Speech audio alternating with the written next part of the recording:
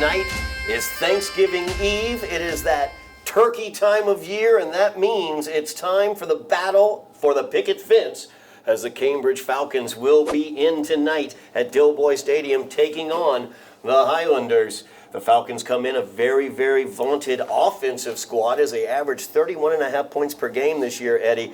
The Highlanders obviously allowed quite a few points this year, so that's going to be a very, very difficult challenge for head coach David Pereira's defense. Yeah, you said it right there. Difficult challenge ahead here for the Highlanders. You know, we're not going to shy away from the fact that they're allowing a lot of points on the defensive side, but offensively they have shown some explosions here and there. The ability to throw the ball down the field and the Wildcat offense that they've been running the last couple of weeks. It's been working here and there for them. So I'm excited to see some young players tonight, see them run that Wildcat offense and see how it plays out for the Highlanders. Absolutely. Alvin Benavides came in last week. He ran the ball, or last game I should say, against Drake. He ran the ball quite effectively. Another good offensive player for the Highlanders out. He broke his arm against Drake is Austin Pereira. He was running that Wildcat very, very effectively in that game. So that's going to be an offensive loss for the Highlanders tonight. A very young Highlanders squad. Got some freshmen starting in the defensive backfield, and they are going to have to go up against a very difficult quarterback and Kevin Leal, the quarterback for the Falcons. At this time, we are going to take a moment and honor America with our national anthem. Playing of our national anthem.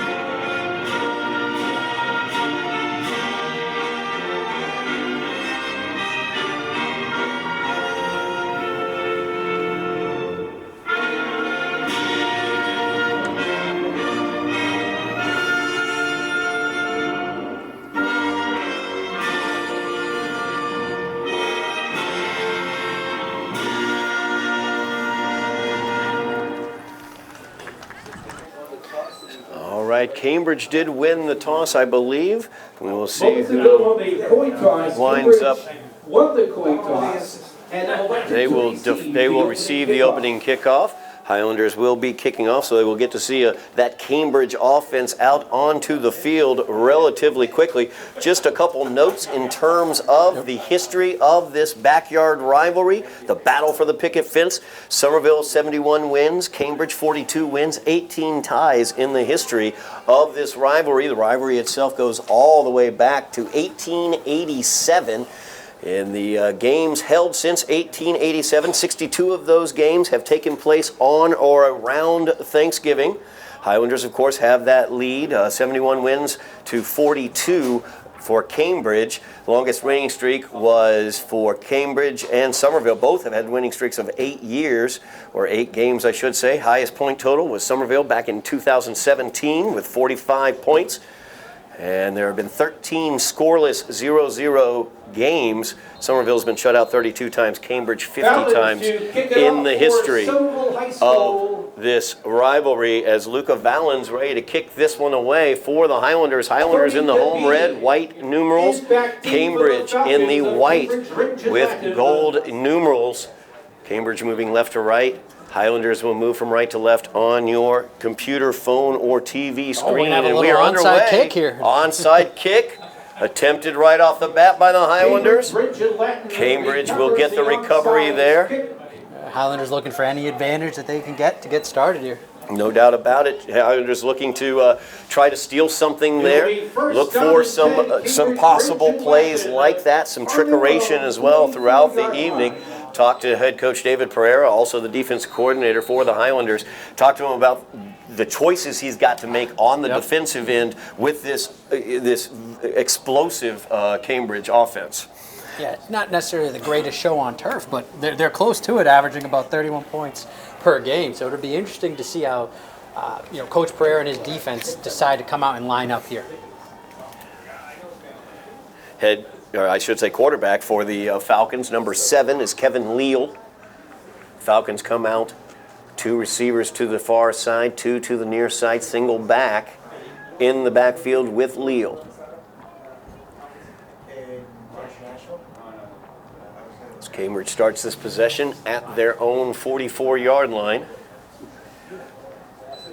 And back is Leal, blitz coming in, and that is an incomplete pass. I am curious where a hold was on that, to I be saw that blatantly honest with Jeremiah you. Eddy got off the ball rather fast there. He was definitely held. It grabbed his shoulder. Doesn't call it. Absolutely. Grabbed around the shoulder pads, but no call. So 2nd down and 10 as the pass was incomplete. Ted was the intended receiver on that play. Might just be one play, but I like to see it already. Ellie ready to go, just jumping off the ball there. Coach Pereira talked about the choices he'd have to make about dropping coverage or sending blitzes. He said he tried to mix it up as best he could throughout the night. As Leal back in the shotgun, 2 receivers to the near side, 2 at the top. And the handoff is inside. He bounces it to the outside. Now he's got some room to roam. A beautiful cutback there as he avoids Jeremiah Eddy, and that is Hagdu. As Hagdu on the carry.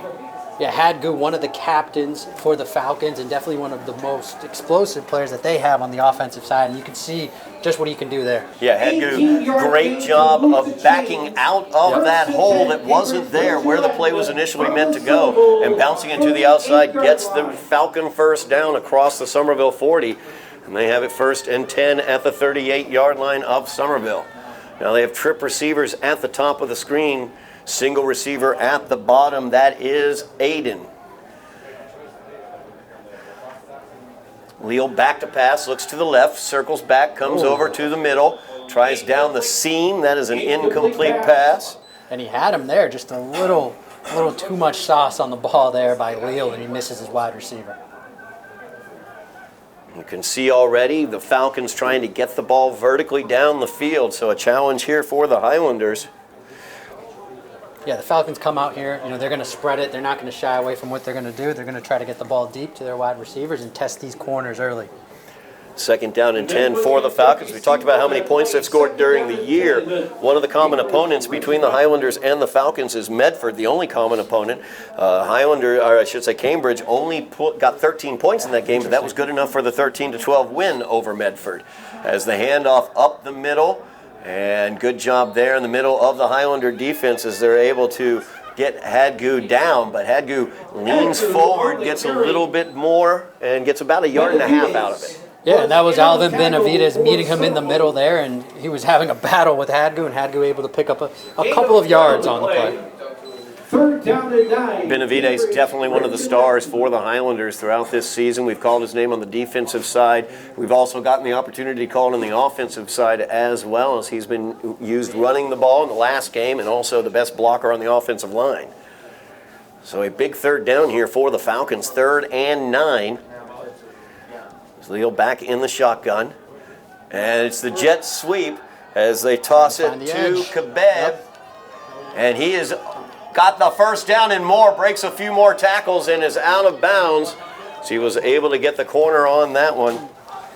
Kabidi on the carry. Yeah, Kabidi just able to attack the outside of the Highlander defense there, break a couple of tackles, and bring it all the way down to the 6-yard line. 32-yard gain on the play. Stand.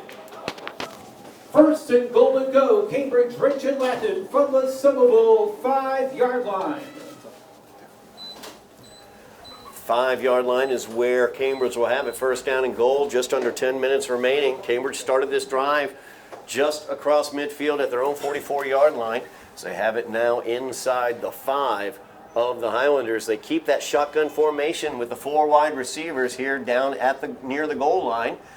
The give is on the inside, So Highlanders stacking that one Great up. job. A great job by the Highlander defense. Christopher Islane involved in that tactical, as well as Alvin Benavides. Good job by the Highlander defensive line. Yeah, all season, one thing the Highlanders have had is, I'll call it the beef in the middle on that defensive line. You know, Islane, Roxon Tappa, Benavides, they've all been strong for the Highlanders in the middle, and you can see it there. And on this drive, they've been able to stop Hadgu up the middle a little bit here. Hadgu had to bounce his big gainer outside away from that interior defensive line. Now a second down and goal after the loss of about a yard. Shotgun formation once again. He looks over here to the near side, looking for and getting the touchdown.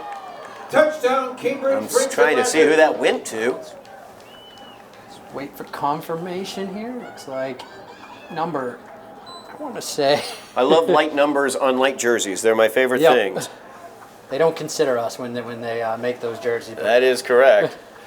A perfect pass there, Yeah. double coverage, but he was able to throw it over it, and the good elevation as well.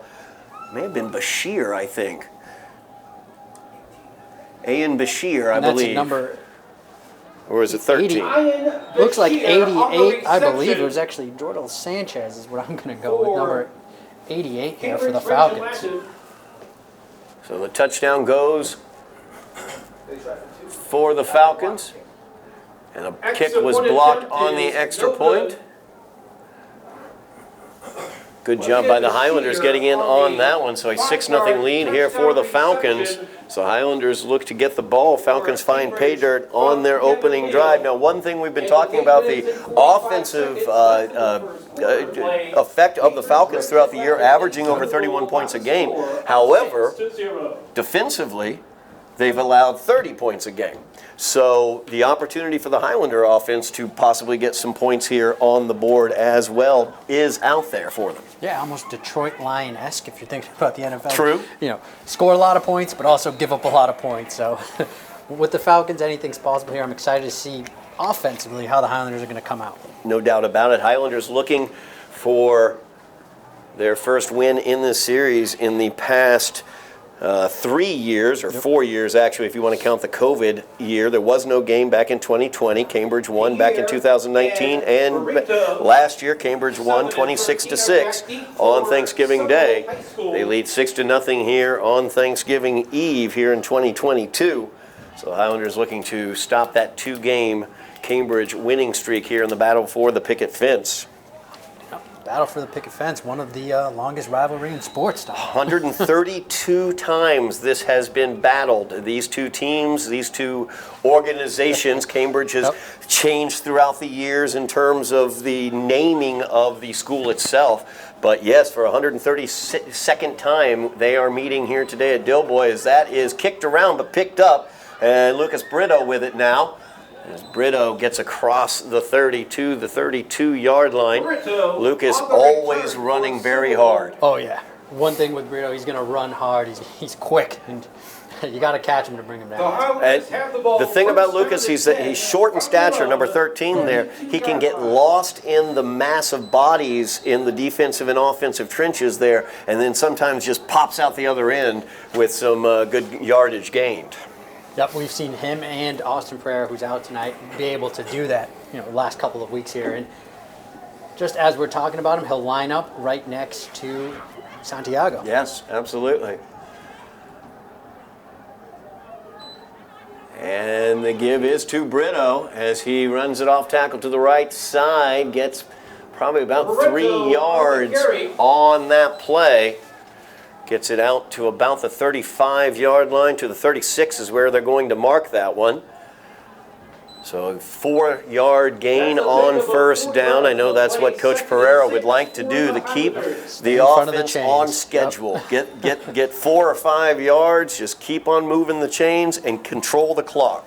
Yep, that's when they're most successful, when they're able to do that. Timeout's going to be taken by Somerville here, as they're going to talk things over. talk about the history of the game just a little bit more. 62nd time that's happened on Thanksgiving or Thanksgiving Eve, 132nd time that Somerville and Cambridge have played against each other in football. As I noted, 2020 there was no game due to the COVID pandemic. Somerville had a 4-game winning streak. It has been streaks recently as we look at the 2000s between these two teams. Cambridge had a 5-game win streak from 2003 to 2007, and Somerville for 3 years from 2008 to 2010, and Cambridge with 4 straight wins. Then Somerville with 4 straight wins from 2015 to 2018, and now Cambridge is on the 2-game winning streak currently. Yeah, it seems like these two teams like to go on runs. 2nd down and 6 now for the Highlanders after the timeout. Just over 8 minutes remaining in the first quarter. 6-0 is the Falcon lead. And the give once again to Brito, as he will get a few yards there behind the offensive line. Looks like he got maybe 2 or 3 there. It depends on where they're going to mark that. I'm going to give him 2 on it. Brings up a 3rd down and 4 for the Highlanders. He was in on the tackle for the Falcons. And you mentioned it, Todd. Staying in front of the chains for the Highlanders, right? Getting into 3rd and manageable. That's when we've seen them have successful drives and be successful this season. So right now, 3rd and 4, 3rd and manageable. And Brito, instead of being in the backfield, this time he'll line up in the slot for the Highlanders. Yeah. DeSalza taking the snap for the Highlanders. 2 receivers to the near side. DeSalza back to pass. Looks over here. Looking for Brito, coming out too high for Lucas. As that pass just a little bit too high for Lucas Brito. It'll be a 4th down for the Highlanders. Luca Valens will come in to punt this one away. Yeah, DeSalza had him there, kind of led him a little too far and overthrew Brito on that pass. But there were some positives on that first drive. They were able to gain some positive yards, and you're seeing a lot of Brito early. Highlander offensive line was able to kind of move the pile a little bit as well. Something to bear in mind as this game continues. As Valens in to punt it. Snap is good. Kick by Valens, a line drive. Kick along the sideline on the far side. We'll take a Somerville bounce across the 20 out of bounds, and that's where they'll mark it, is at the 20. Yeah, So nice 7:18. yards on the punt. 7:18 remaining here in the first quarter. The Falcons will get the ball back at their own 20, leading 6-0. On their own 20-yard line. Highlanders on that previous drive defensively really it seemed like they made the Falcons earn those 6 points, Todd, if you ask me. They started kind of from way back here and had to march and make their way down the field. So defensively, hopefully they can continue to grow from the positives that they did on that first drive. A lot of youth out there, some freshmen back in the defensive backfield, so the opportunity to get true game experience, and not just game experience, but rivalry game experience for these young players, and that's definitely a positive side to look at. Yeah. 1st down and 10 here for the Falcons. Falcons, by the way, 3 wins in the regular season, finished the regular season 3-4. Number 33 in Division II, as the jet sweep comes here to the near side. And great play there. Fantastic play by Lucas as he came flashing in and was able to grab the leg and bring down the runner. As Brito in the tackle for the Highlanders. Yeah, that could have been a big gain for the Falcons there. So Brito able to come out of nowhere and make that tackle. Nicely done. Yeah, great job by Lucas coming up from his safety position. 2nd down and 5. Cambridge, Ridge-Latin. Gain of 5 there, so 2nd down and 5 now for Cambridge.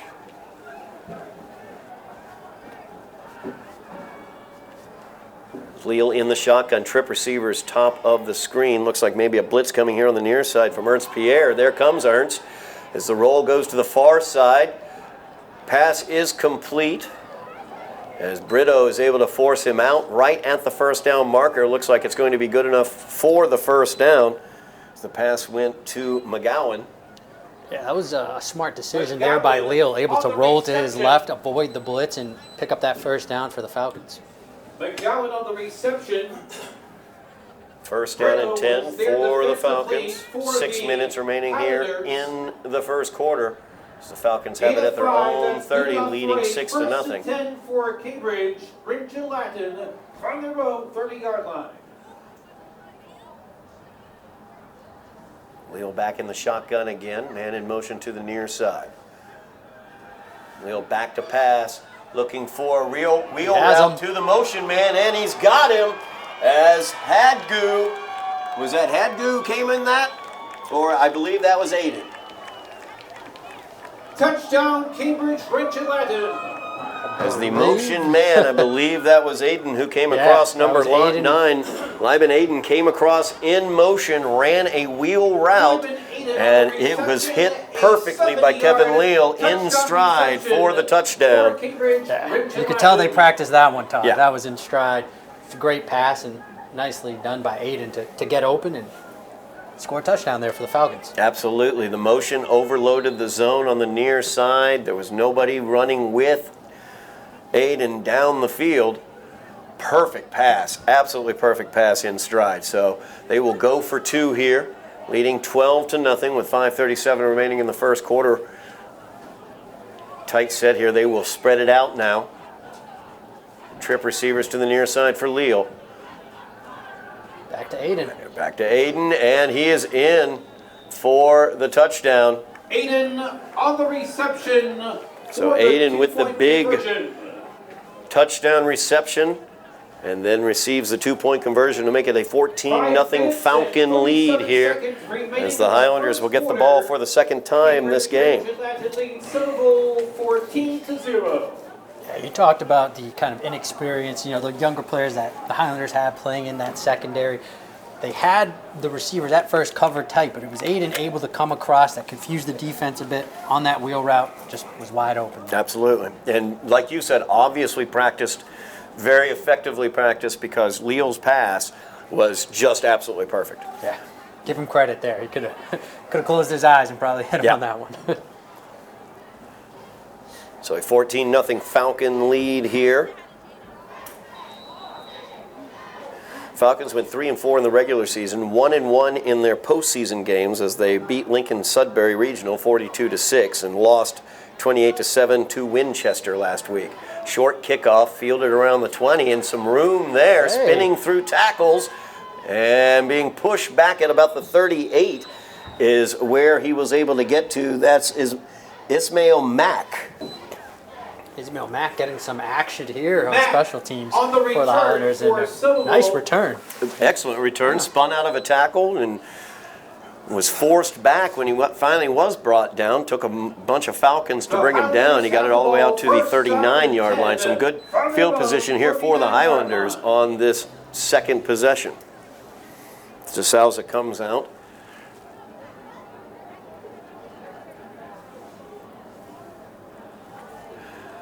We've got Alvin Benavides back taking the direct snap as DeSouza splits out to the top of the screen. Two receivers at the top. Nobody deep for the Falcons.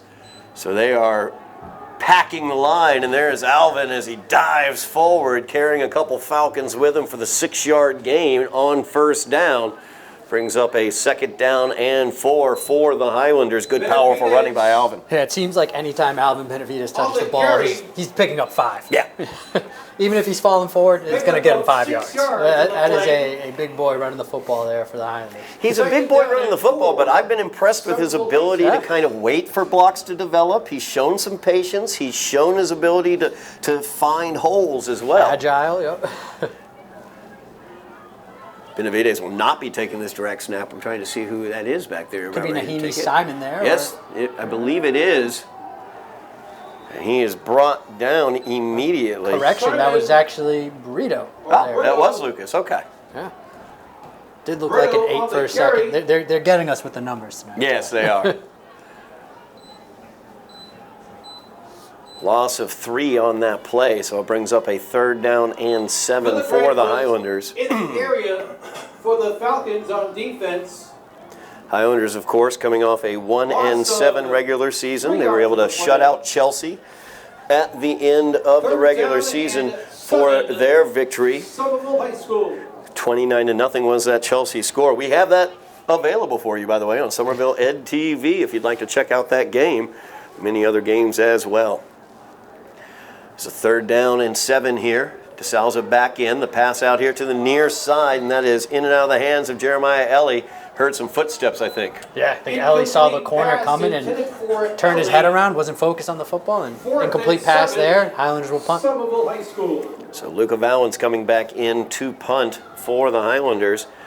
Was able to put the Falcons back at their own 20 last time he punted it away. Mentioned the Chelsea game that's available on Somerville Ed TV. In addition to that, of course, we've got the entire home slate of girls and boys soccer, as well as the 2 playoff games for the boys team and the girls team, and the GBL Girls All-Star game, which was held here at Dilboy Stadium a few weeks back. And that is out of bounds. They're going to mark that at about the 35-yard line, so a shorter punt this time for Luca. And the Falcons will take over at their own 35-yard line. Make sure everybody out there, you're checking out Somerville Ed TV as we move into the winter as well. We will have boys basketball, girls basketball, boys hockey as well available here on Somerville Ed TV. Make sure you like, share, and subscribe. Mash those buttons and get those followers count, get that subscription count up for us.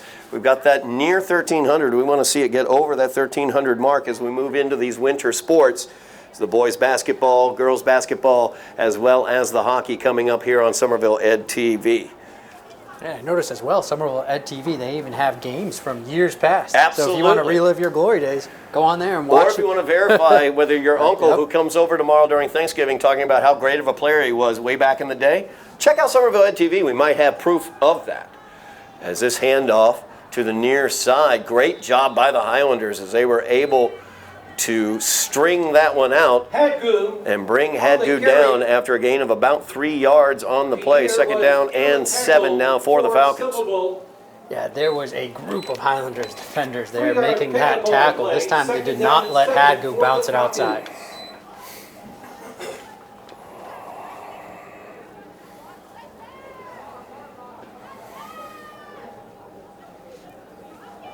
Trip receivers up top now. Single receiver to the near side for Leal.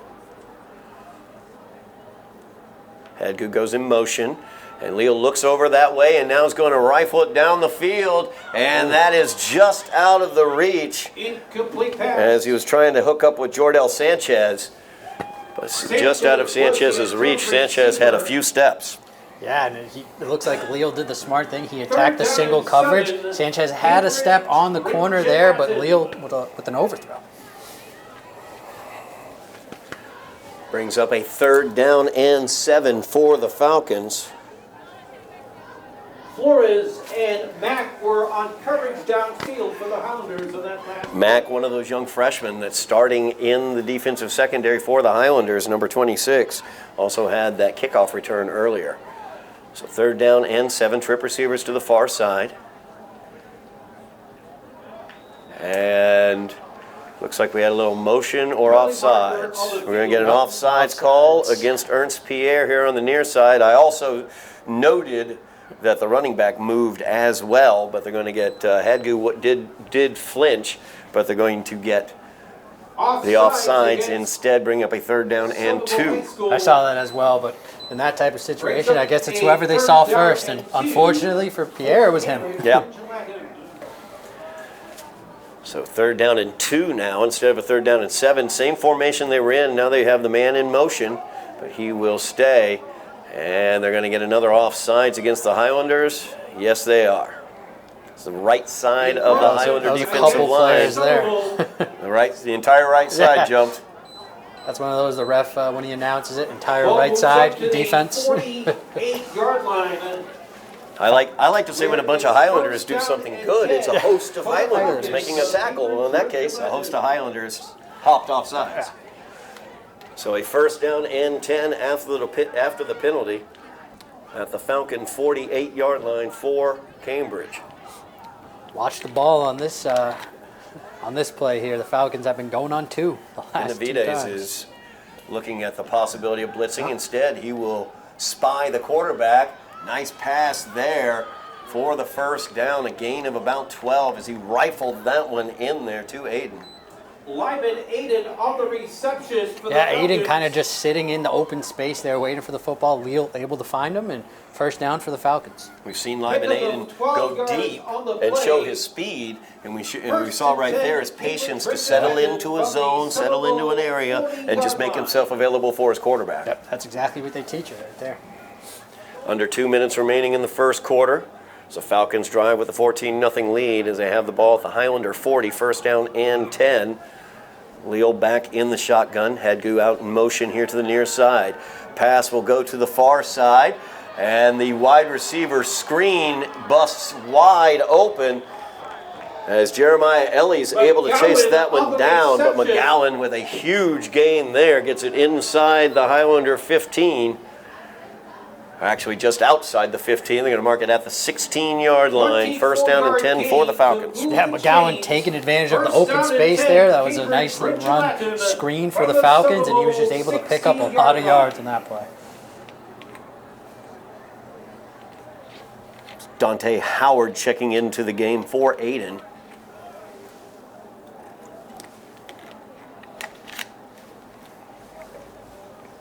First down and 10 here for the Falcons. Taking their time on the offensive side with the 2-touchdown lead as they have it inside the red zone yet again. Leal now with 2 receivers to the near side, 2 to the far. Back to pass, looking here to the near side. Will go to his outlet receiver though, and that's Hagdu out of the back field, wide open.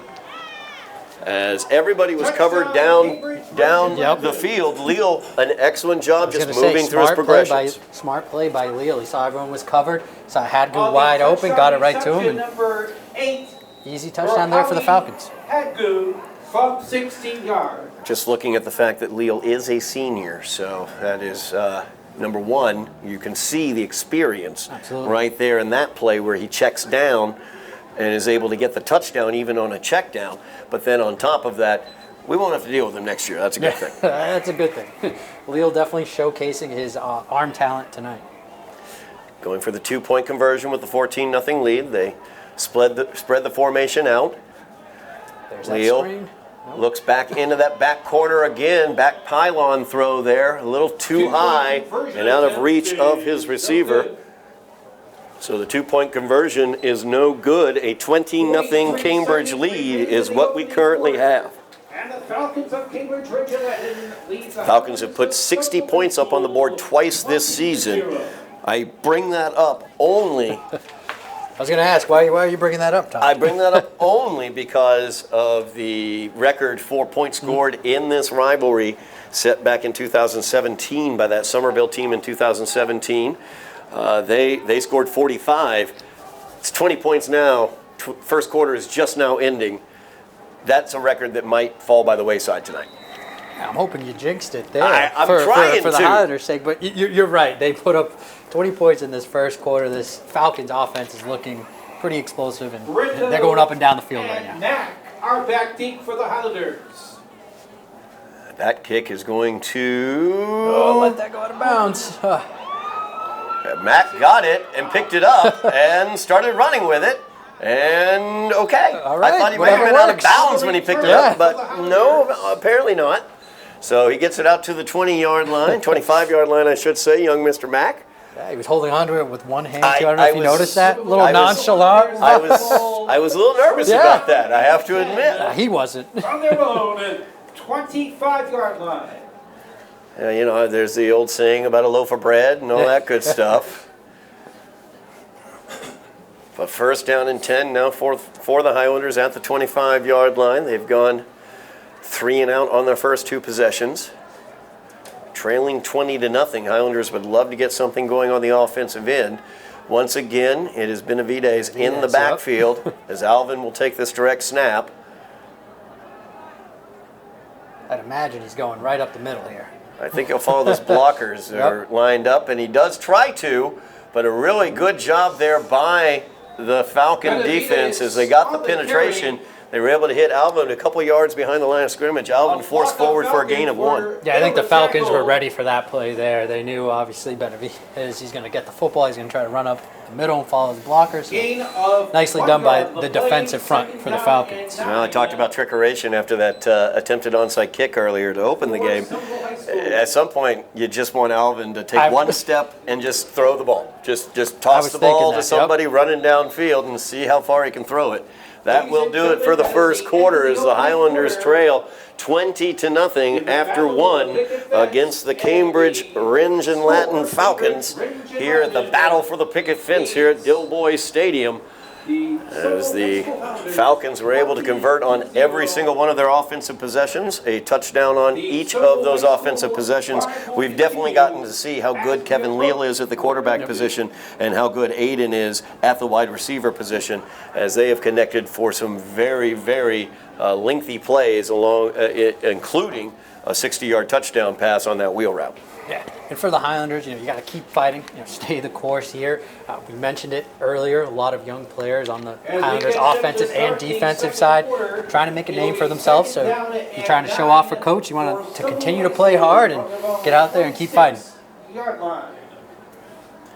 Talked to Coach Pereira before the game.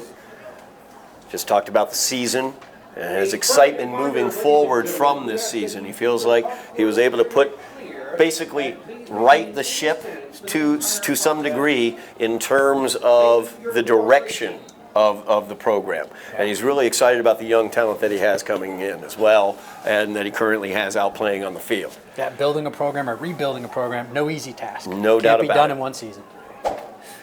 Benavidez once again, looks like. And Alvin will take it, breaks one tackle. Brought down by a couple Falcons there after a gain of about 4. Brings up a 3rd down and 5 from the 30 for the Highlanders. Gain of 4 on the play. I think you're right, Todd. It would be fun to see Benavidez kind of give us a Tim Tebow jump pass or something like that. Yep. Just stab that foot down, make it look like you're going to go, and then rock back and throw the ball downfield. As far as you can, maybe. Jeremiah Ellie can run underneath it. Exactly. Hey, it's Thanksgiving Eve, final game of the season. Yeah. Maybe coach has some tricks up his sleeve. Alvin once again back in the backfield taking the snap. And we're going to get illegal motion is going to be the call. So they had multiple players in motion at one time, it looked like. Yeah. In addition to the 2 that were moving, I think somebody else was moving at that time. So. Motion against Somerville. Not what the Highlanders wanted. Makes a 3rd and 5 into a 3rd down and 10. Yeah, certainly changes the play call here. I think they had Benavidez in the backfield, and now they're going to go back to DeSalza. Benavidez now at right tackle. Yep. And DeSalza in at the quarterback position. 2 receivers at the top of the screen.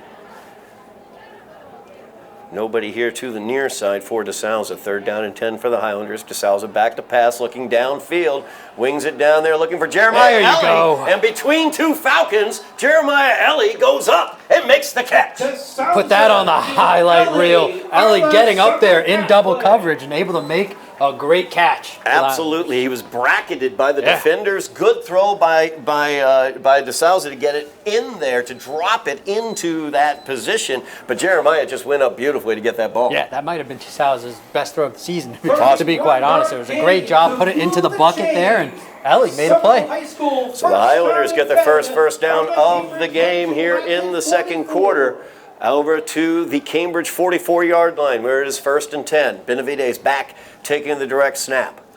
Alvin with it, runs it up the middle. Met by about 4 Falcons, and the 5th one's who was able to knock him down. Yeah. It's not easy to bring Benavidez down. No, it is not. Good tough running inside for Alvin, but an injury on the play.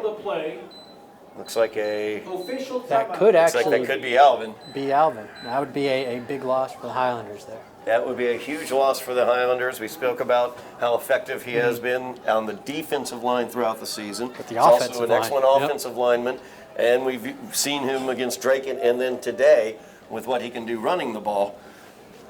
Alvin's back up now as he will go off on his own strength after that 4-yard gain.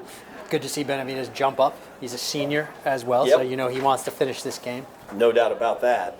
It's Michelle Kelly, Highlander trainer out there, helping him off, or actually walking off with him, I should say. So a 2nd down and 7 after the 3-yard gain by Benavidez.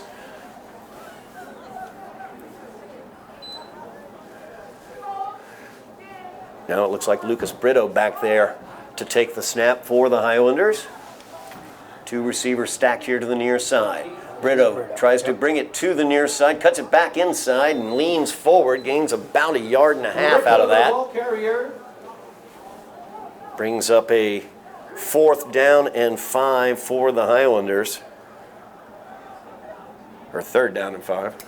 Sorry. Down and 5. Gain of a couple on the play. I was thinking this is 4th down territory. Absolutely, I was about to reference the fact that they are definitively in 4 down territory, down by 20 points, and in Falcon territory. And out of Valens field goal range. Yes. Although I've been waiting all year. We're going to see They can Luka get a get a little kick. closer We're here. going to see Luka get a kick. I'm telling you. 3rd down now, 3rd down and 5 for the Highlanders. As Alvin back there to take the Benavidez, snap.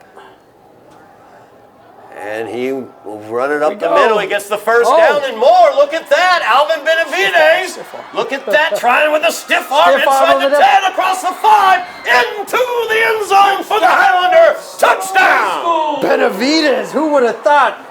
1 play ago he was injured, we saw. He comes right back in. He takes that football all the way to the end zone, rumbling, stumbling, stiff arming his way. Picks up 6 for the Alvin Highlanders. Benavidez fired up out there, and he should be after a huge run, casting Falcons aside, rumbling, bumbling, and stumbling, as you said, Eddie. Oh, he would not be denied.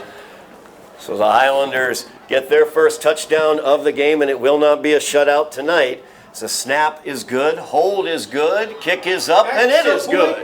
And it is a 20-7 score as the Highlanders score on their opening drive of the 2nd quarter on a huge run by Alvin Benavidez. What a run. About a 35-yard run there for Benavidez. Fantastic job. I saw you, you don't see us up here in the press box, but as he was running downfield, Eddie was giving the signal for the stiff arm. Yep. That's all he had to do. I knew he had it in him. Great to see Benavidez get into the end zone. Well deserved. Absolutely. Absolutely. Alvin has been doing it all year. 6'5" has been the answer to so many things out there for this Highlander defense as well as offense. And it's great to see him bust a big one like that. Yeah, we were talking about possibly throwing the football. I guess they just got to keep running it. Alvin, of course, out on kickoff coverage as well. Wow. You see him bent over by the near hash. Try to catch his breath. Catch that breath a little bit after that long run, and big celebration after it. Back deep for the Cambridge Ridge Latin Falcons. Young freshman Ismail Mack late out onto the field, gets into the kickoff formation. Highlanders have been using the onside kick after touchdowns a lot this season. We'll see if they attempt that. As Valens will chip this one down. It'll land and run at the 30, where it's picked up at about the 25, and then slipping down across the 30 on the return is the Falcons returner. Just make sure he looks like he came up really dangerous awkward. Play there, yeah. Tried to make a move a little too early, and his foot might have got caught in the turf. Number 5, that's Dante Howard. Cambridge Ridge Latin. So Howard will be checked out on the sideline as Cambridge will take the ball 31-yard line. at their own 31-yard line. They've scored on their first 3 drives, scored touchdowns on their first 3 drives. They lead 20-7 after that Alvin Benavidez jaunt to the end zone. Yeah, that Benavidez touchdown woke up this Highlander crowd. Everyone was on their feet and excited for this one. So hopefully that also excites the Highlander defense as well. You see the Falcons spreading things all the way sideline to sideline, stacked receivers. Watch the run and something. And they're going to run it right up the middle. As they spread that out, not enough guys in the box left over. And the run is there. Let's see who that was. It was Hadgu, I believe, or Number 6 there it for was the Jameer Falcons. Mercedet. Right? Yeah. Mercedet on the carry. Mercedet gets it all the way out to the midfield, to the 50-yard line. They'll line up in the same formation here as well. First down and 10 for Cambridge Ridge and Latin from the 50-yard line. Got to be careful for them passing out of this as well, but Mercedet's going to hold on to it this time. Great Nice job by the Highlander defense. Mercedet. As they said, you're not going to do that to us a second time in a Nope. row. And I like Ernest Pierre on that play there, forcing the runner back inside. He took over the edge, and then he forced him into the arms of number 52 for the Highlanders, which is Roxon Tappa. And he also, in that play, was number 65, Benavides. Benavides. Alvin's everywhere. Yeah, he's everywhere. We'll call it second down and Lost 10. maybe a half yard there, so second down and long 10 for the Falcons. As Leal is back into the game at the quarterback position for them. They go back to their baseline set, basically a shotgun with 2 receivers out to both sides. Motion man is Aiden. And they're going Deep. He has him. Oh, he had the post, but just overthrew him as he was looking at the again from McGowan. Yeah, that was McGowan. That was the intended receiver there. Just missed him on that one. Third down and 10. McGowan had a few steps on that post. I was worried when I saw the motion from Aiden whether they were setting up that wheel Another route wheel again. route. Yep. I was thinking the same thing, but this time he was going after that post route, as you mentioned. Aiden broke off the onto connect. about a 5 to 10 yard cross on that play, just kind of figuring out how they run off of those motions. Now it's a big third down here for the Falcons with 6:50 remaining in the half. Trip receivers to the top for Leal. Long 10 here, line to get is the 40. Leal's going to run it as the pressure got in on him, and he's brought down just across the 50-yard line. Great job by the Highlander defense. Yeah, the Highlander defense was not going to let him go. I think it was number 55 for the Highlanders that was able to grab a piece of the jersey. Sean Hickey there and bringing him down. So great job by the Highlanders. Gain of about 2.5 on the play, and they are going to lead the offense out there looking for a 4th down and 8 here. Huge 4th down as the Highlanders off that Benavides touchdown jaunt are back in the game, trailing 20-7. If they can stop the Falcons here, Keep that this sets momentum some things going. up. Yep. Back into their base set, shotgun with the 2 receivers, both sides. Motion man was McGowan. He'll go back out. Nope. And that's going to be called on Offsides. as he is going to get called for the offsides.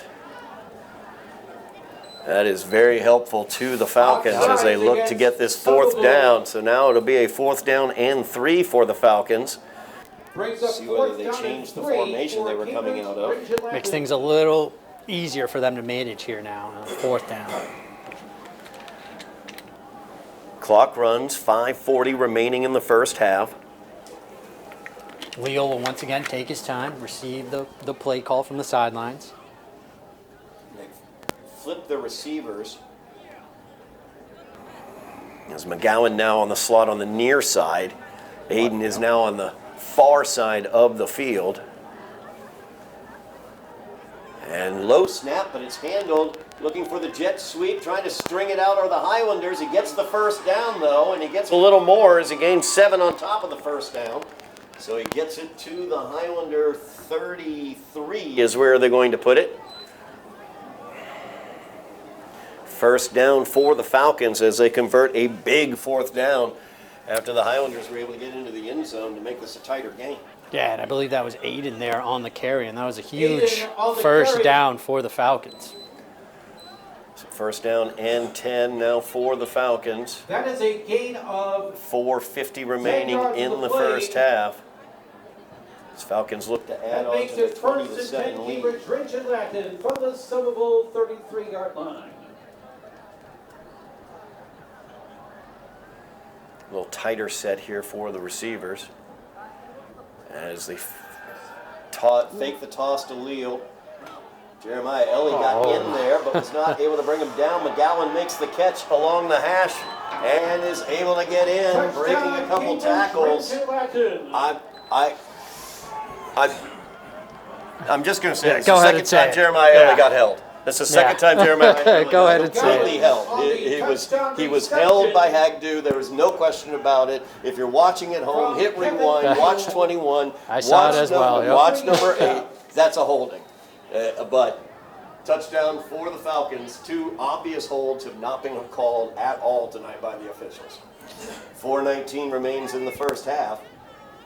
26-7 is the Falcon lead as they are going for 2. And on that throw, Ismail Mack had what looked to be good coverage. He tried to undercut the ball. I don't blame him for trying to do that. Leo, experience, playing a role once again, was able to sneak that ball past Mack and get the touchdown there for the Falcons. For a freshman, Mack is looking decent out there. Pretty good. Playing tough out there. Absolutely.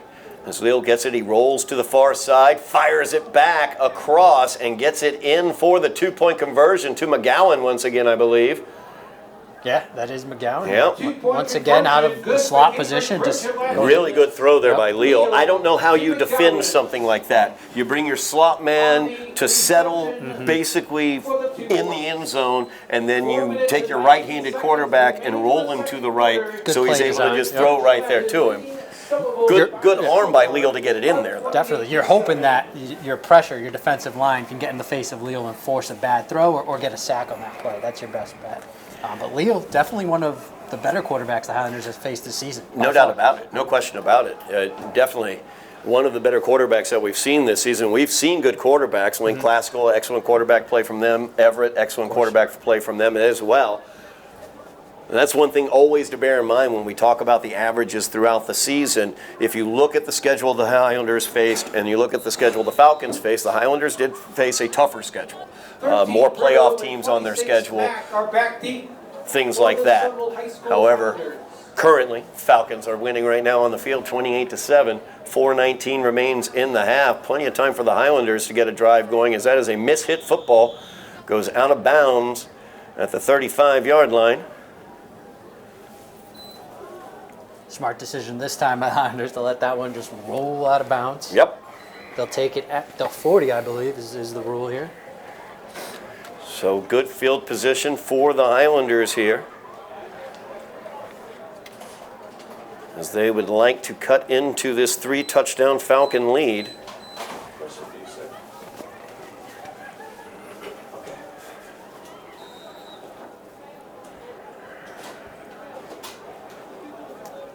So Highlanders trail 28-7. They scored on a huge 35-yard run by Alvin Benavides earlier in this quarter, and Benavides is back in the backfield once again. Why not? Absolutely. Stack receivers to the near side. Falcons are going to load the box here. And they do. And Alvin trying to bust through. He's carrying 3 Falcons with him and gets 2 yards. First hit occurred a yard behind the line of scrimmage, and then he carried 3 guys 3 yards. Yeah. And then carrying that many players on his back is starting to wear a little bit on Benavides. We saw him shaking up in the previous drive. Yep. He's going to stay down here as well. We do see Alvin down right now.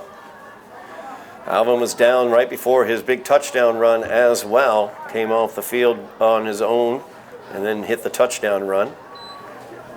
Hopefully he's all right. So he carried 3 Falcons forward 3 or 4 yards on that play. It looked like he was grabbing his shoulder when he was trying to get up, which I don't blame him. That's a lot of weight coming down on you. Absolutely. Of course, Austin Pereira, one of the other Wildcat quarterbacks for the Highlanders, out with a broken arm. Broke that against Drakeit in the Highlanders' most recent game. Alvin once again up. He's going to jog it off. Benavides picked up 3 yards on that play. And you mentioned Pereira. He's only a junior for the Highlanders, so definitely a bright spot. It seems like he was just kind of getting into his groove the last couple of weeks here offensively. Absolutely. You look, and you can look up and down the lineup. We've seen good play from younger players. Roxon Tapa, who's a sophomore. We're watching Mac tonight, who's a freshman. He's doing some good things. DeSalza, the quarterback, is also a sophomore. So there is some youth on this team that will be coming back. Jeremiah Eddy, also number 21, making that tremendous catch earlier, a junior. And then Brito here as Brito well. right here, exactly, another underclassman. Lucas, a sophomore, carries that one forward for a gain of about 3, brings up a 3rd down and a long 3 for the Highlanders. First down marker is just short of midfield as 3:15 remains in the half. The clock does roll as DeSalza comes back out onto the field.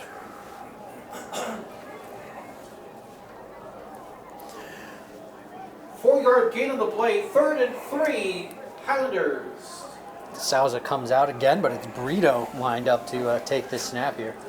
Brito in the quarterback position takes a snap and is immediately mowed under. Good job there by the Falcon defense as 3 Falcons back into the offensive backfield there. Able to stop Brito for a loss of about 2 on the play. Brings up 4th down. Long 4. Yeah, Falcons defensive line just able to burst through there, and Brito didn't stand a chance. But the Highlanders will go for it here on 4th down. Going for it here on 4th down, 2:20 remaining, or 2:15 remaining. Clock does run. Loss of 1 on the play, 4th down and So the hope is obviously you make the first down, but you also would not like the Falcons to score. The Highlanders will get the ball first in the second half. Benavides once again set to take the snap. And he cuts it up the middle. No flags on the play, and there they are. Benavides, the ball carrier. That is a late flag for what this will likely be, as some blockers got some head starts. Yeah, I think we both saw that kind of funky motion there, and a little late on the flag, but it'll be legal motion on the Highlanders, yeah. But it's going to be declined. Explain this one to me, Todd.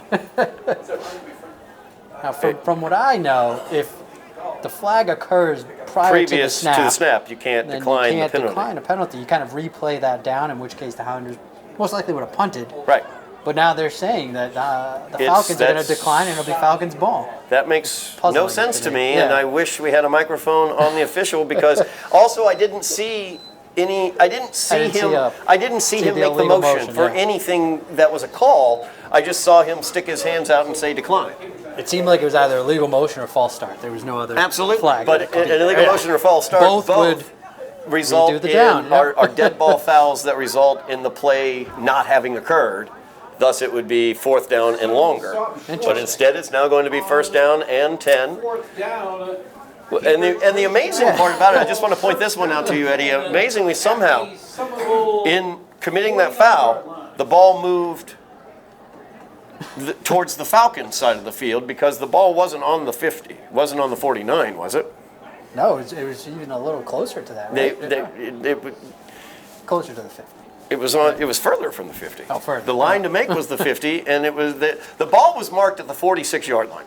Yep. Now, for some reason, it's marked at the 49-yard line, and it's the Falcons' ball. I'm not totally sure. All I can say is, from earlier indicators throughout the night, as well as some other things, I'm not sure the officials are as focused on this game as they possibly should be. Questionable decisions being made, it seems. Also, per Massachusetts general laws, under 2 minutes remaining here in the half, so the Falcons plenty of time to do something with the ball. 2 timeouts remaining as well, I believe, for the Falcons. Maybe 3. I'm not totally sure whether they used one earlier this half. I think the Falcons still have 3 timeouts. Yeah. I think maybe the Somerville had the only timeout taken. Yep. So 1:53 remaining in the half. Plenty of time for the Falcons to tack on. 28-7 is their lead. Falcon ball, 1st down and 10 from the Somerville Highlander 49-yard line. Very confused. Yeah, that was a very interesting turn of events there. I don't understand how the ball moved 3 yards. Love to hear the explanation. on a pre-snap offensive foul. And change of possession on that as well. Aiden Either way, in motion. Here we go. It's Leal looking downfield, loads it up, fires downfield. That is complete to Sanchez. He's got room to go. Brought down finally by Brito. As Brito brings him down at the 13-yard line. Yeah, and that was unfortunate there. It just seemed like Flores got caught looking in the backfield, lost his wide receiver, and Sanchez was able to make a play on the ball there. 36-yard gain on the play, first down and 10. Cambridge Ridge and Latin from the Somerville. Clock will roll. So a minute 30 remains in the half as the Falcons have it inside the red zone, leading by 3 touchdowns.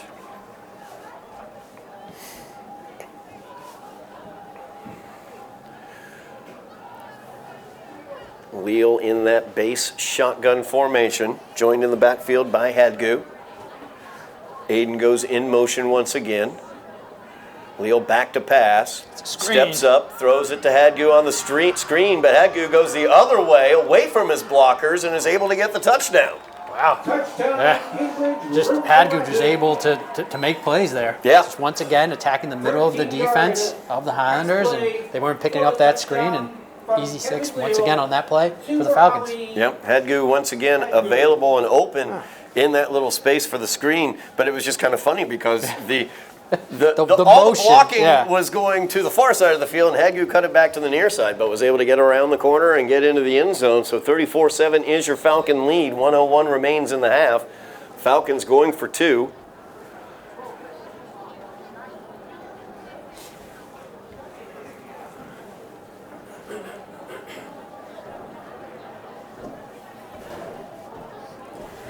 Leal in the shotgun. Hadgu in the backfield with him.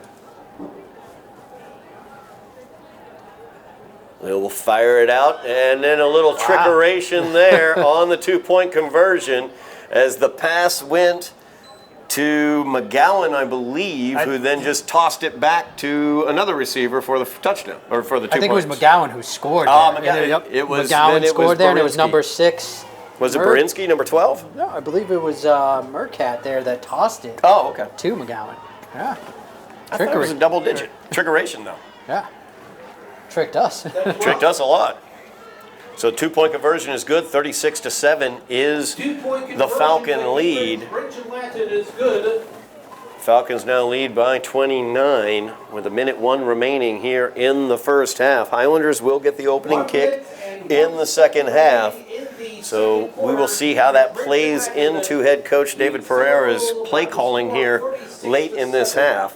Whether he will be happy to take a knee and go to the half and come out and get the ball in the second half, or whether he wants to try to get something happening here with a minute remaining in the half. Yeah, the risk with throwing the football is you're stopping the clock and you're giving the Falcons another possible possession. So we'll see what happens. Fielded by an up back, that is LaGreca. As LaGreca brings it across the 30-yard line and is pushed back there. He got out to the 31 or 32 is where they will give him his forward progress. 52 seconds remaining in the half. The Highlanders will start there at their own 32, trailing 36-7. 32-yard line.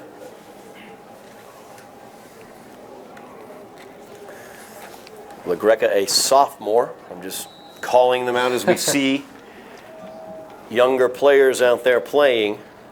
Only 3 seniors actually playing active this tonight, evening. Yeah, that would be let's see here, Kerry Berger, as well as Alvin Benavides and Luca Valens. And there is Benavides looking to take the direct snap. Brings it here to the near side. He is met in the hole by a couple Falcons. They're able to push him back. Gained about 3 on the play, maybe 3.5 on the play. So a second down and about 6 yards coming up here for the Highlanders. Clock rolls, 32 seconds remaining in the half. 4 on the play, second down. Cassalza back into the game for the Highlanders. Yeah, it looks like we have our answer there. The coach is happy letting the clock wind down here, and the Highlanders will most likely go into the locker room down 36-7. Yeah. As Benavides once again will take the snap. 10 clicks remaining on the clock. One more play here for the Highlanders as Benavides cuts it back to the middle and leans forward, carrying about 5 Falcons on his back, gets a yard short of the first down, and that will do it for the first half as the Highlanders trail 36-7. Falcons of Cambridge, Rindge, and Latin in good position going towards the second half for that picket fence. You are watching Somerville Highlander football on Somerville Ed TV. We are back here at Dilboy Stadium. Thanksgiving Eve battle for the picket fence. Highlanders versus Falcons. First half goes to the Falcons. They lead 36-7. But as we talked about Eddy Maldonado joining me, Todd, Harmon up here in the press box. Eddy, the Highlanders are not looking horrible. They are trying. They're working hard. They're putting forth the effort. They have younger players out there that have made a few mistakes. There have been also some questionable officiating moves, and it's all blended together to put the Highlanders well behind by 29 points here. Yeah, 36-7. But watching them play in that first half, as you mentioned, there's a lot more fight to them than we expected tonight. They're playing hard. A lot of young players out there trying to make a name for themselves, trying to get coaches' attention. So I think we're going to see more of that here in the second half, and hopefully they can put together some good drives and put some more points on the scoreboard. Hopefully so, as you talk about Highlanders, younger players trying to make a name out there, get coaches' attention as well. Ismail Mack, number 26, he's had some plays out there. Lucas Brito, of course, we've seen him all year. He's still out there making those plays. Number 21, Jeremiah Elliott, a young junior out there. He's been very, very effective, had a great pass reception when he was bracketed by 2 Falcons on a really nice pass by a sophomore, Sam DeSouza. So young players out there making some things happen for the Highlanders and just showing heart and effort, and that's what we want to see more than anything else. Yeah, that's definitely all we want to see. I think if we were to rewind a year ago, Todd, your tone of voice is definitely different tonight, I must point out, than it was a year ago. So we are making some progress here. Well, a year ago when you blow the exact same pass coverage on the exact same play 2 times in a row late in the first half in a rivalry game, I tend to get a little unhappy and call you out for not putting forth effort. Hey. That has not been the case tonight. We've seen a lot of effort. We've seen guys trying. We've seen, of course, the seniors wanting to go out on a good note. We've seen Alvin Benavides one senior out there. in particular. Yeah, Alvin's been knocking it down. He's got the big touchdown run for the Highlanders, a big 35-yard touchdown run for Alvin. Fantastic job for him tonight. We've seen him also, obviously, on the defensive end as well. When you look at what the Falcons have done offensively effectively, they've been able to throw the ball. They've been able to find the corner on speed runs. The one thing they can't do is run up the middle. And that's where you find Alvin Benavides. That's where you find Christopher Islane. That's where you find the power of Roxon Thapa as well. The power of this Highlander defense. Yeah, and it's kind of what we expected coming in from this Falcons offense. They're going to spread the ball. They're going to score a lot of points. And they're going to test these corners all night. So I think here in the second half, you think up 36-7, the Falcons might run the ball more. I think it's the opposite. They're still going to continue to spread the ball. They're still going to try to pass, and it's the backyard rivalry. They're going to try to put up points. Yeah, and that's their game. That's what they know how to do. They are not a power running team. So Highlanders will receive the kickoff here to open out the second half, trailing 36-7. As the ball is popped up here to the near side, Ernst Pierre gets it. Breaks a few tackles, is over across the 35-yard line to the 36, and that's where the Highlanders will take over. Injured Highlander down on the field, also an injured Falcon there. Number 32 for the Falcons, Cardos. And let's see who's down for the Highlanders right now. Special teams always known for the collisions, so you don't like to see it when 2 players are down. No, don't like it at all. Trainer's out to check on the Highlander down on the field and trying to see who that is. It might be Fusilli. Definitely double digits on the Highlander there. Highlanders, when they get the ball, will have the ball at their own 36 to open this. Right now, trainer's checking out the injured Highlander on the field. Highlanders trailing 36-7. Backyard rivalry, the Falcons looking for their 3rd straight victory as they won in 2019 28-21. They won last year 26-6, no game in 2020 due to COVID. So Cambridge looking for their third straight victory here. Keep ownership of that picket fence as well. That's 34. That is LaGreca, Michael LaGreca. Another one of those young players that we've seen out there. LaGreca leaving under his own power, though. That's a good sign. Hopefully we'll get to see him back out onto the field at some point. So the Highlanders will begin this possession, their own 31-yard line.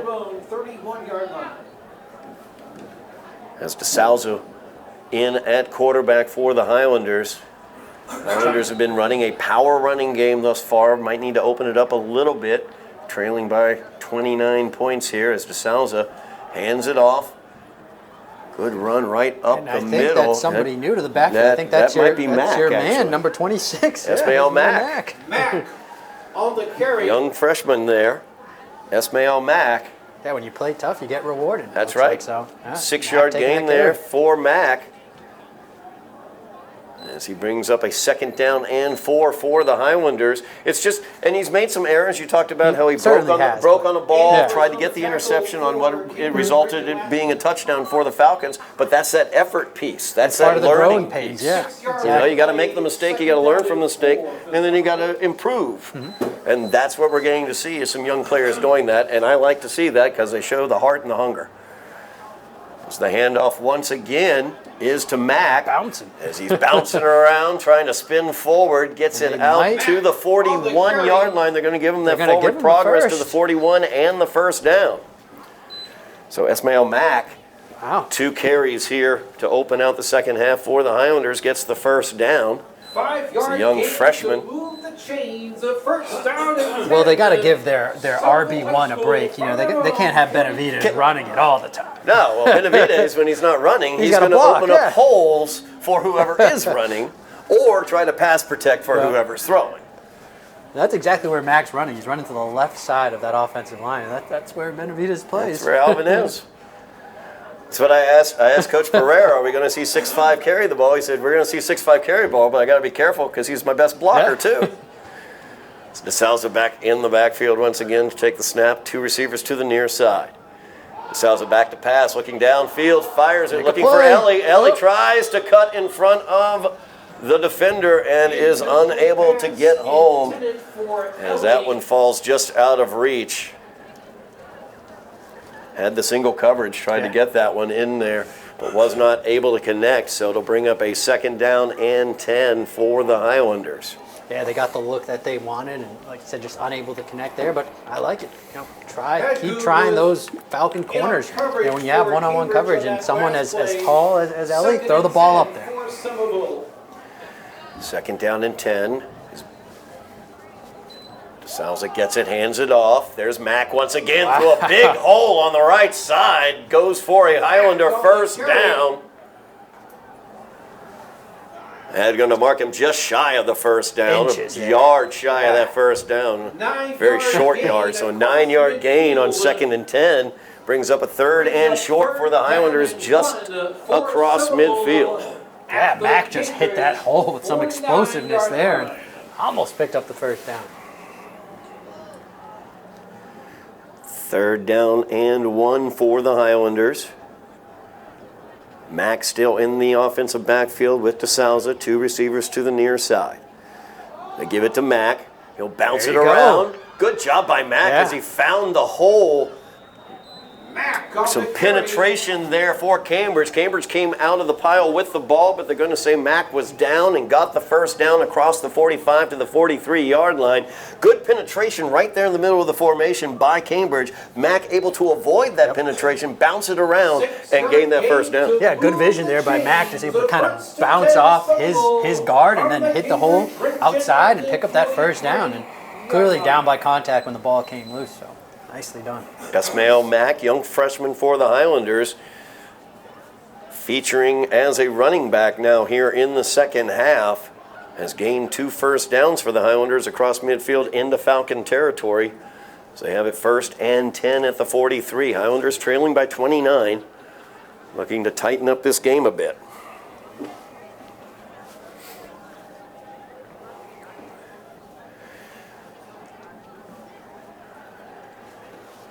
Mack stays in the backfield with DeSalza. DeSalza back to pass. Pressure in his face, got it away, looking downfield for Lucas Brito, but short. Had huge pressure in his face. Did Sam DeSalza. Was able to get that one up, but wasn't really able to step into it. Yep. Wasn't sure how he got that one off, but glad that he did. If he was just able to step into that, who knows what could have happened there. But incomplete, nonetheless, so it'll bring up second down here for the Highlanders. Second down and 10. Second time the Highlanders have tried a first down pass on this drive. On that last play. Second and 10, Somerville. Handoff once again to Mack. Finds a hole, right tackle. Leans forward, gains about 5 on the play. Good job by the offensive line forming, getting a hole there on the far side of that offensive line. Mack doing a great job running through that. I wonder who's over there leading that blocking over there on that far side. I think it might be Alvin Benavides. If I had to guess, yeah. Number 65 there for the Highlanders.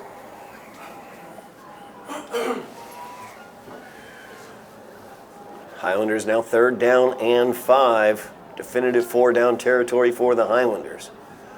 The line to get is the Falcon 38. The give is to Mack as he pushes across the 30, or the 35, I should say. That's good. They're going to bring him down at the 35 is where they're going to mark him down. Mack was still trying to run that ball. Mack's running hard. He's been a surprise here in the second half. He's taking the bulk of the carries, and he's running hard. Yeah, absolutely. 4th down and 2 for the Highlanders.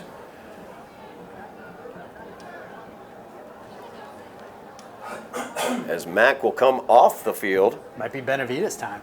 Maybe 2 yards. Could be Alvin time. We could see Lucas Brito try to squeeze through there as well. Yeah. He does get lost in the shuffle. Big 4th down here for the Highlanders. As we see, Benavides is the one in the Wildcat position to take the snap. Lots of movement going on the defensive side to set up for this play. We're going to have a defensive And timeout. it will be a defensive timeout. Falcons a little nervous there. Yeah. Didn't like how they were set up. Tried to fill the box up.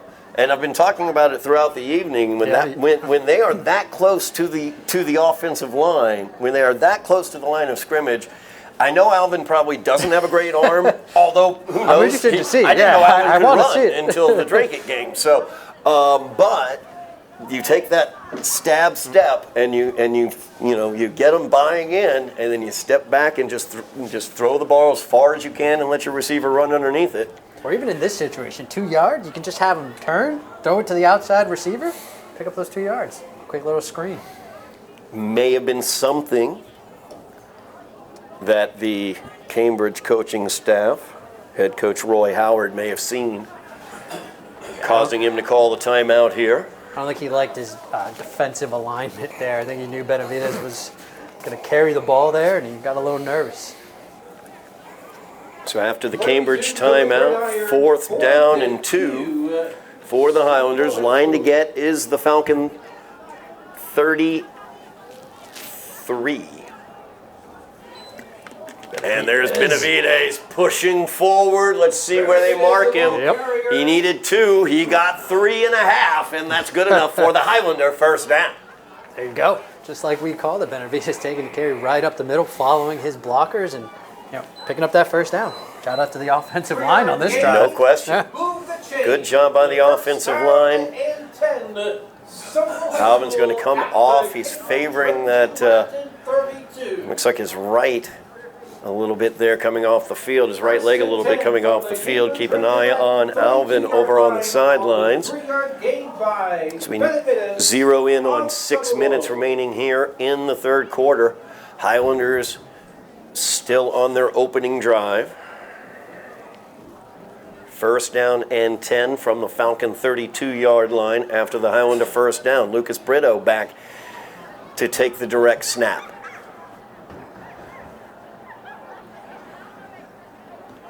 As Brito will bounce it out to the far side, try to reverse that, kind of counter off of the blocking motion, but he is knocked down at the line of scrimmage. So the Falcons were able to rally to that one very, very quickly, kept it to a very short game. Yeah, interesting decision there by Brito. Kind of went opposite of the blocking. Not sure if that was the play call, but he ran into a wall there of Falcon defenders. 2nd down and 10 now for the Highlanders. It's DeSalza in with the play.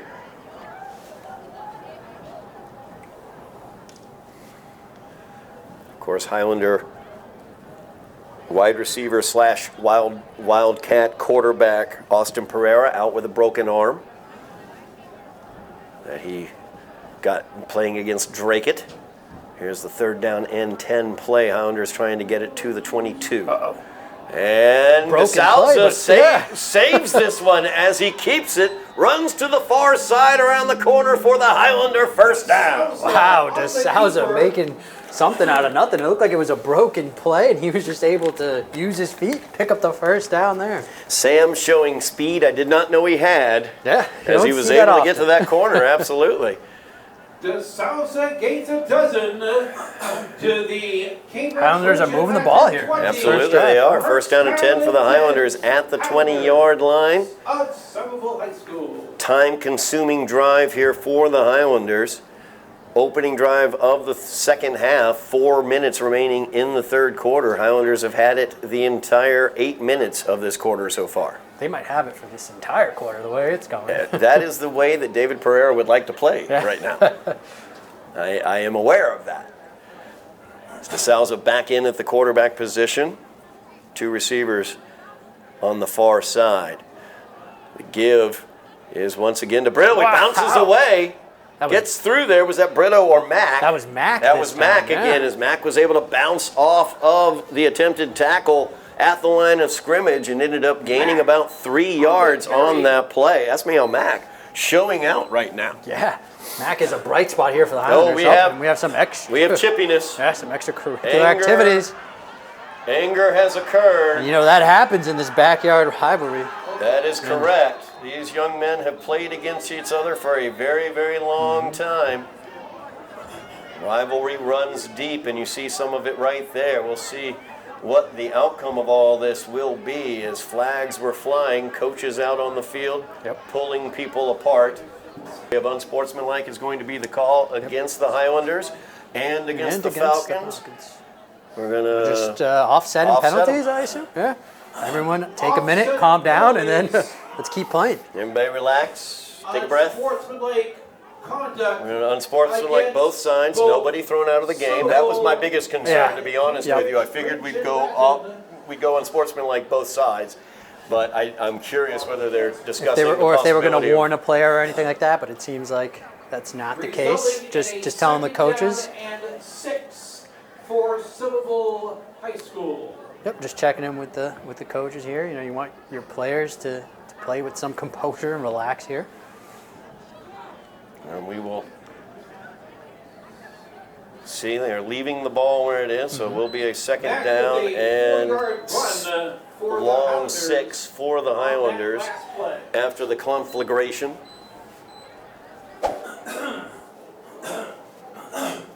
Take this moment to remind you, please, at home, make sure you like, share, and subscribe. Mash those buttons for us.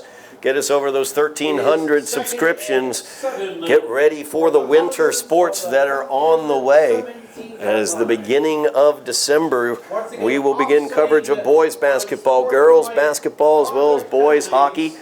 And of course, as Eddy pointed out earlier, you can go back in time. You can check out athletic events over time from the Highlanders for years and years. Great teams from the past, great playoff runs from the past, all available on Somerville Ed TV. As well, just also to point out, plenty of middle school and high school concerts as well, graduations, everything that goes on at Somerville High School. Somerville Ed TV has some sort of coverage of it. Make sure you like, share, and subscribe. Wake the neighbors and call the kids and let them know to watch.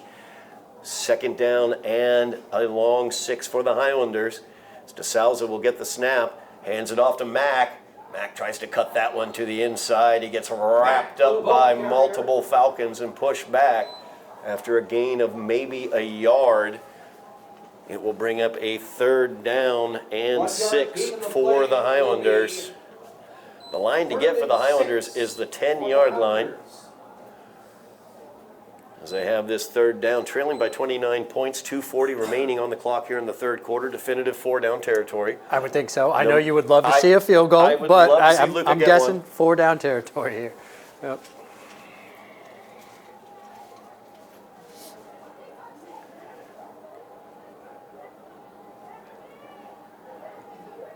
And the snap Mack. give is once again to Mack. As he gets a few yards on that play, gets it to about the 15-yard line, across the 15 just barely. Brings up a 4th down, a long 4 the Highlanders will be looking at here on 4th down as we pass 2 minutes remaining here in the 3rd quarter. Long 4 yards to gain there.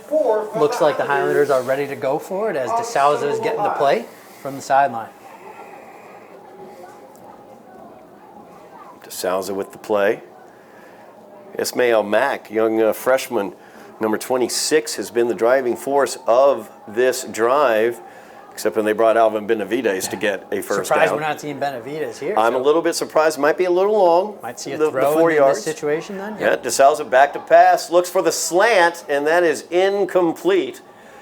As they tried to get that ball on the slant, and it ended up being incomplete. Yep. Went through the hands of the receiver there, and Highlanders unable to capitalize on what looked to be a pretty good first drive here in the second half. Yeah, good time-consuming drive for the Highlanders. Something positive to pull from that might be Ismail Mack, the young freshman, 26, showed some good running chops there throughout that drive.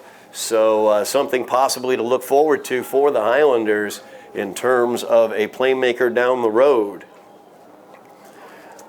And like I've talked about, Eddie, and we've talked about it a lot, we're seeing effort, we're seeing a lot of passion, a lot of fire from this team, and I like seeing that. They're not folding, they're not giving in, they're not just throwing the pads out on the field. They're definitely, there's a ton of effort out there, and I do like seeing that. And you mentioned it, I think, at the beginning of the cast here, that that's exactly what you wanted to see, right? And especially when you have young players playing, show me that you want it. So here they are playing tough tonight.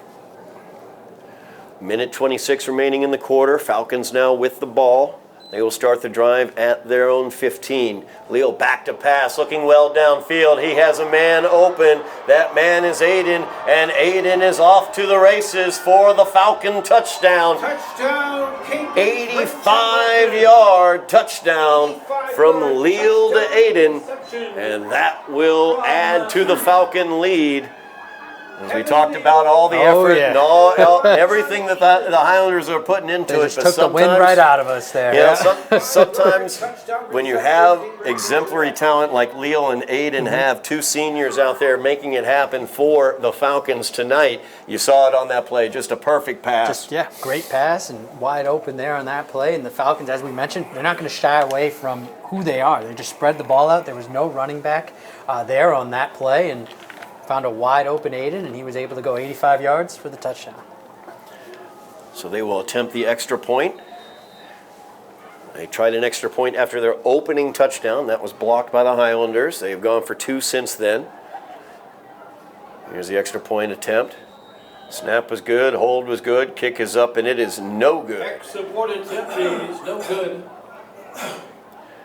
Highlanders did apply some pressure on that kick.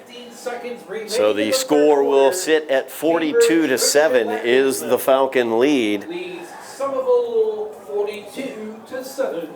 As the Falcons 3 points away from that rivalry record of points that I predicted might get broken this evening. It looks like it might. Pretty close to it, yeah. We look at this, and we look at this team, we look at what the Highlanders are doing. We celebrate, of course, the seniors who are still out there working hard, making it happen. Alvin Benavides has been fantastic, no question about that. Kerry Berger out there working hard as well.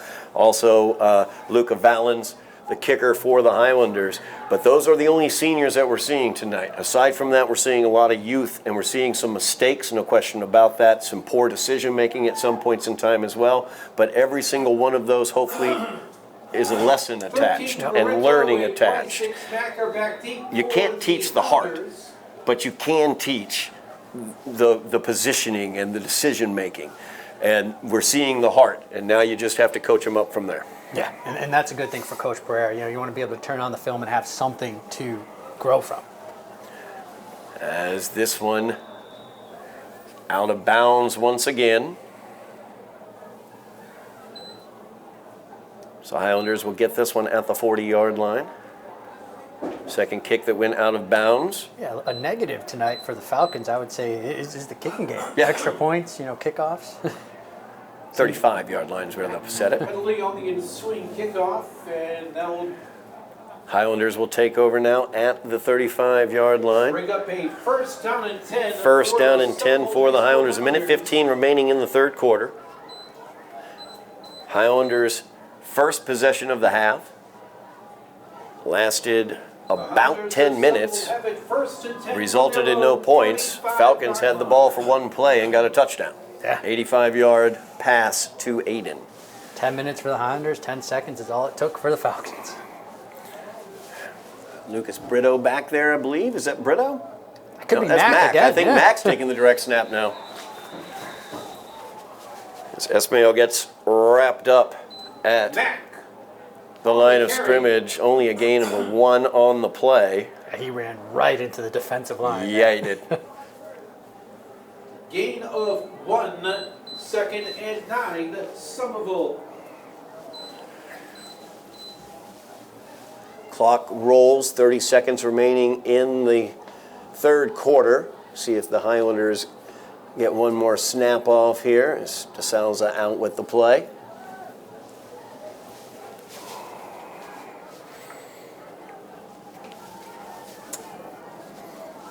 Could be it here for the third quarter. Mac in the Wildcat position, taking the direct snap. And they will get it off as Mac with the run gets hit across the 35 and pushed back. They'll give him out to the 38-yard line. And that will do it for the third quarter of play. Highlanders trailing 42-7 as we move to the fourth quarter. And ladies and gentlemen, we are Talk about the rebuild that we're seeing here with the Somerville football team. We knew what the season would hold. We knew how difficult that opening portion of the schedule was with Lynn Classic, with Everett, how good Revere was this year as well. We also got to see this team figure out how to win a game. They were able to take down Chelsea, not just take down Chelsea, but shut Chelsea out. So we've seen some good. We've seen a lot of not good as well. But coming down to this last game of the season, the rivalry game, we're seeing the heart, we're seeing the desire, we're seeing some passion, and these are the things that you can build on as you move forward as a program. Yeah, nobody wants to win one game, right? You come into the season, you want to win every game that you can, but unfortunately, when you're building a program like you are here in Somerville, you're not going to win every game. There's going to be a lot of bumps, and there's going to be a lot of lows before you get to those highs. And speaking with Coach Pereira, we know he's trying to build a winning program here, and it starts with the youth, and we're seeing that on display tonight. Yep, no doubt about that. Highlanders in a situation, another rebuilding program. You'll get to see that. If you have the opportunity, and I'll get the opportunity personally to watch it this coming season, will be the girls basketball team as a new head coach. Ricardo Bonham in as the head coach for the girls basketball program as well. Excited to see what he can do. As DeSalza back to pass, gets this one out, and that is incomplete. As he had wide open Lucas Brito out there, but threw it a little bit behind Lucas. Yeah, threw it a little behind Lucas Brito there. Brito upset at himself that he wasn't able to catch it, but that was a tough catch there. So fourth down and 7 now for the Highlanders. They will believe look like they're going to go for it here, or will they punt it? Did Luca come out? Yep, I believe he did. Yep, there's Luca. It's been a little while since we've seen I haven't Luca seen Valens Luca punt. Valens out there in a while. So the Highlanders looking to punt this one away.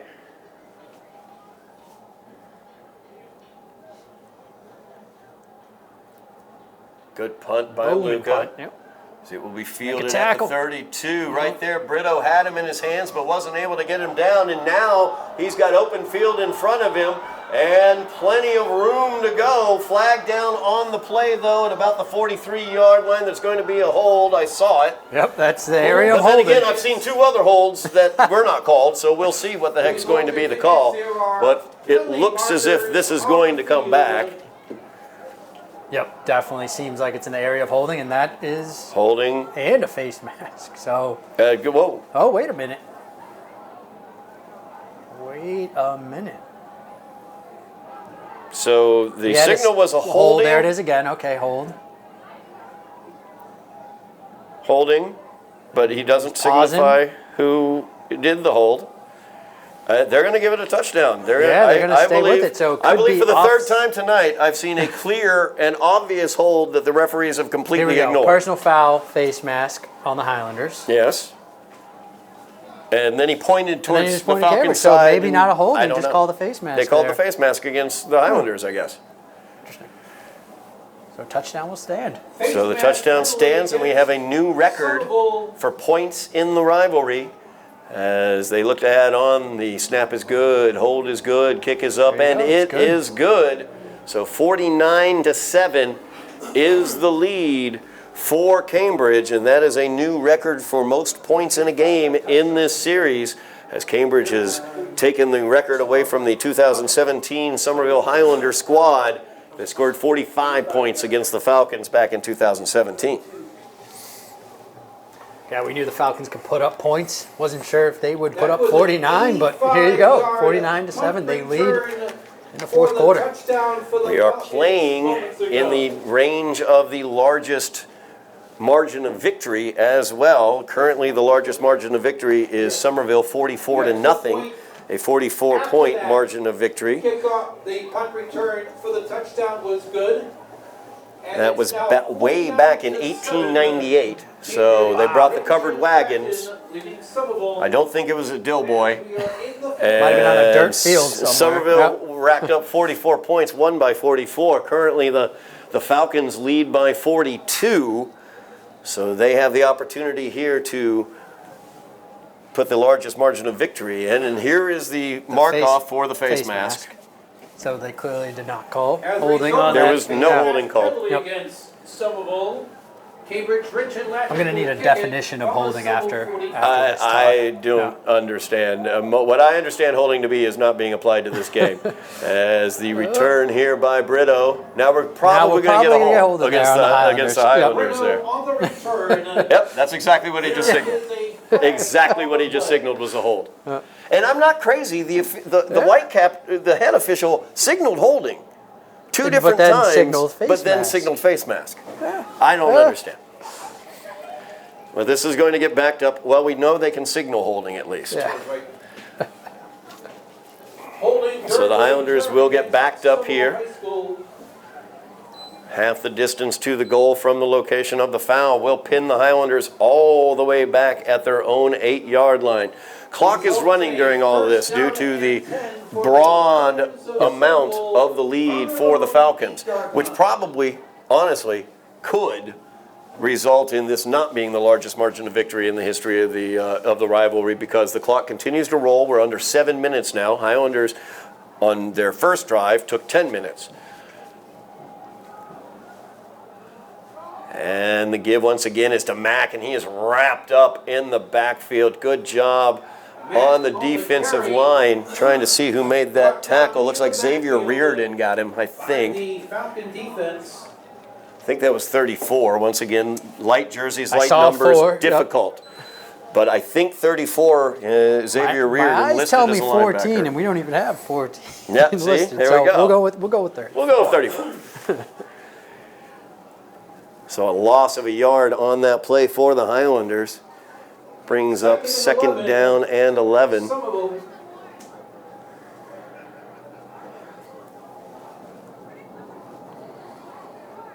DeSalza gets the snap, gives it to Mack. Mack slips through on, a Mack. tackle. Now he's got some room. He's got room. He's got speed. Keep running. Keeps going down the field. one man to beat, and he beats him for the Highlander touchdown. Mac attack. Mac waiting all night to say attack. that one. There it Mac is. attack. That there is he a Mac attack. As Ismail Mac, 94-yard touchdown run, as he was able to break through a tackle. I've said it many times throughout my career covering football. You tackle the man, not the ball. Falcons tried to tackle the ball, Got a and little the greedy man there. ran Yep. right through. Yeah, great run by Mac. And talk about taking advantage of an opportunity. I mean, No question. No Mac has question. been doing tonight, making a name for himself and just a sophomore. And Valens in for the kick attempt. Hold is good. Kick is up, and it's good. I think they heard you talking about the largest margin of victory, Todd, and They got angry. Yeah. I like it. I like it. Good job by the Highlanders, busting out the 94-yard touchdown run for young freshman Ismail Mack. So we have seen a 35-yard touchdown run for Alvin Benavides, not normally a running back. He rumbled, bumbled, Yep. stumbled for 35 yards and a touchdown. He's a senior. Then we're going to bookend it here late in the game with a 94-yard touchdown run by a young freshman, Ismail Mack. We have the present, and then we have the future. yeah, wow. Both on display here tonight, and it's great. I mean, scoreboard doesn't indicate it, but they're having fun out there. They're having playing fun. tough. Yeah. They're having fun and they're playing tough, and that is what you want to see. Mac fought through those arm tackles. They weren't the most beautiful of tackle attempts, but you got to fight through those, and he was able to. And he showed off some track speed I did there. not know he had that speed. I thought they were going to catch him, to tell you the truth, but No. he showed off there. The young man was not going down. He was not going to allow them to catch it. The clock continues to roll with 3:50 remaining. Highlanders trailing 49-14. An excellent point, Eddie. We are out of the woods, I think, on that largest margin of I think we victory. are. It will remain with the Highlanders of 1898, 124 years ago. An onside kick attempt here, picked up at the Scooped up. 40, and that is not who you want picking that ball up. As I see the Come on, gold Valens. sneakers, Yep. and they're able to bring him down. Luca Valens. Getting involved. Luca Valens with the tackle there. Senior Luca Valens. That's right. He's 2 for 2 on extra points tonight, and give him a tackle. There we go. This clock continues to roll. 3 minutes remaining in the game. Highlanders trailing 49-14. Let's see what the Falcons want to do here, as they will have the ball at the Highlander 43-yard line. Somerville 43. And this is a case where the nature of the Falcons' offense is to spread and throw. The nature of a rivalry game is to pile on. You put those two things together, Yep. and I got a feeling they're going to maybe try to throw this ball downfield. Absolutely. I don't expect them to run the ball here. You know, speaking from personal history, I'm sure Cambridge will continue to throw the football. You have battled for that picket fence before, sir. First down and 10 here for the Falcons. Clock rolls, 2:15 remaining in the game. And they will hand the ball off right up the middle as Hegdu tries to bounce away, but good job on the interior there by the Highlander defensive line, keeping hold of him and not letting him go, holding him to only a gain of 4 on that play. Yeah, a couple of Highlander defensive players involved there, including Christopher Islane. We've used Mustafa on the carry. We've talked about Islane all year long, and we'll get to see him next season, a junior. He'll be back next year. It's 2nd and 7 for the Falcons from the Highlander 40. Falcons taking their time. Clock rolls, minute 20 left in the game.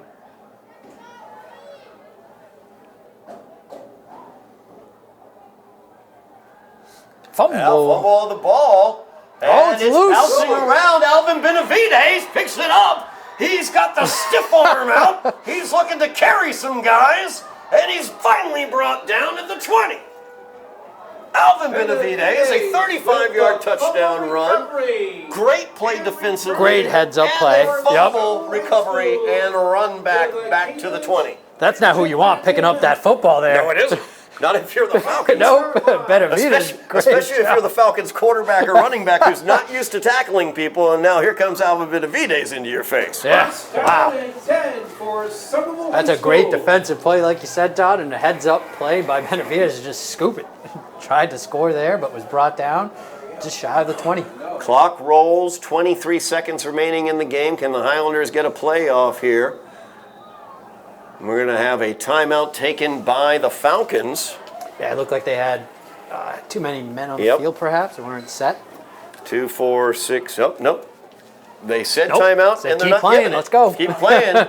DeSalza with the throw out here to the far side, and that is incomplete. Incomplete pass. Lucas Brito in and out of his hands, That'll and do that it, will yeah. do it for this game, as the picket fence will belong to the Falcons down on the field for the Highlanders. That is the end All right, that's of Alvin Benavidez. the game. I was hoping he was okay, and he is. He was just Just take it in the moment. taking in the moment, a little unhappy probably, going out his senior year, losing to the Falcons 49-14. However, he got a 35-yard touchdown run in this game.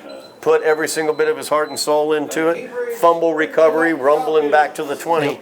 Can't complain about the game nor the complain about the season effort. Yep. that Alvin Benavidez has put in. And I really honestly can't complain about much that we've seen effort-wise from this Highlanders squad, and that's not something I was able to say in previous seasons. So it's very, very good to see. Highlanders go down to defeat tonight, Eddie, by the score 49-14, but we got to see visions of the future. We get to see Yep, Samuel certainly did. DeSalza at the quarterback position. We got to see Jeremiah Eddy make great catches at the wide receiver position, and maybe a running back of the future in Ismail Mack. Yeah, I think we might have a rising star in Ismail Mack there. And I joked about it earlier, a year ago, if we were to rewind it, the team did not show a lot of effort. Yep. We weren't really happy with the show that they put on Thanksgiving a year ago, but tonight, I can say with pride, Somerville came out and they played tough. The scoreboard may not indicate it, Yep. but there's a lot to build on here for this team, and you got to take the positives. And like you said, any mistake made is a lesson learned. So Absolutely, let's keep no moving question forward. about it, and lots of lessons out there, lots of young players out there. Call out a couple more who had good seasons for the Highlanders. Roxon Tapa, I know we were calling his name quite frequently. Jaden Prevalent had an excellent year, senior wide receiver out with injury right now. Also, Austin Pereira out with a broken arm right now. We'll get to see him back. He's a junior. Looking forward to seeing him develop in the offseason. Ernst Pierre, another senior out there, did a lot of work for the Highlanders in terms that people didn't see, blocking, downfield blocking for wide receivers as well, defensively as well. Excellent season for him. Orlinski Philemon, the moments we were able to see Orlinski were tremendous. Yep, fun to watch. So it was great and fun to watch. The Highlanders, and of course, Alvin Benavidez, we said his name over and over again, MVP for the team, I think, this year. Absolutely, I Senior agree with leader. that. Absolutely, no question about it. Filled in to run as well when they needed him to. So it's a future that is brighter than we've seen in a while, I think, for the Highlanders as we look forward to next year. But that's going to do it for the Highlanders this season, as they are going to end their season with a record of 1-10. The one win against Chelsea was a shutout victory as they won 29-0. They go down to defeat here against the Falcons. They will hold the picket fence in Cambridge for one more season. 49-14 is your score. Eddy Maldonado, thank you very much for joining me this season again. Thank you, Todd. Yeah. It's been great. I've really Always appreciated it. Always have a good time. Win, lose, or draw. And I think we had more fun this season than we have in previous years as well. So good luck to Coach David Pereira as he moves forward. Got the first win as a head coach this year. Look forward to many more of those. And I personally look forward to seeing this team develop those young players that we got to talk about a lot tonight. Thank you very, very much, Jeff Argenziano, our man down on the field, as well as Bill Trudell, the man on the camera. Joe Constantine, he's going to put it together production-wise for us. Eddy Maldonado joining me in the booth on color commentary. I am Todd Harmon, and you have been watching Somerville Highlander football on Somerville Ed TV.